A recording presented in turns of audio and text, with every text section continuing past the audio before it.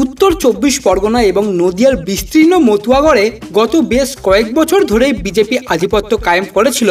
বিশেষ করে কেন্দ্রীয় সরকার সিএএ জুজু দেখানোর পরই মতুয়ার সমাজের সামনে একটা বড় অংশ গেরুয়া শিবিরের দিকে ঢলে পড়ে। শুরুটা হয়েছিল ২০১৯ সালে। সেবার লোকসভা ভোটে মতুয়াগড়ের সব আসনই বিজেপি একাই দখল করে নিয়েছিল। এরপর ২০২১-এর বিধানসভা ভোটে বিজেপির ভরাডুবি হলেও রানাঘাট দক্ষিণ এবং বাগদার মতো আসনগুলিতে তারা বেশ জয় পেয়েছিল।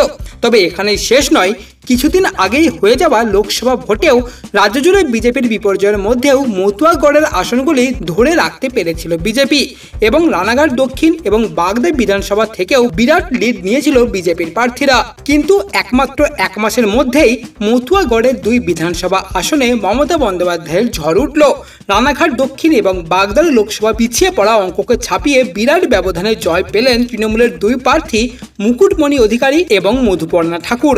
আপাতত একটা উপনির্বাচন হলেও রাজ্য রাজনীতিতে মতুয়াগড়ের দুইটি আসন রানাঘাট দক্ষিণ এবং বাগদা কিন্তু খুবই তাৎপর্যপূর্ণ ছিল। বিজেপির থেকে এই দুই আসন ছিনিয়ে নিয়ে মতুয়াগড়ে বিজেপির একাধিপত্য খর্ব করল তৃণমূল, যা ২০২৬ সালে বিধানসভা ভোটের আগে মতুয়াগড়ে নতুন করে অক্সিজেন দিল তৃণমূল কংগ্রেসকে। যদিও পাল্টা বিজেপিও ভোটের ফলের কাটা ছেড়াই শাসক দলকে তুলোধনা করে ছাড়ছে তারা। উপনির্বাচনে ভোটই হয়নি, গায়ের জোরে জিতেছে তৃণমূল। খানিকটা এমন সুরেই এই হারের ব্যাখ্যা মিলেছে গেরুয়া শিবিরের তরফ থেকে।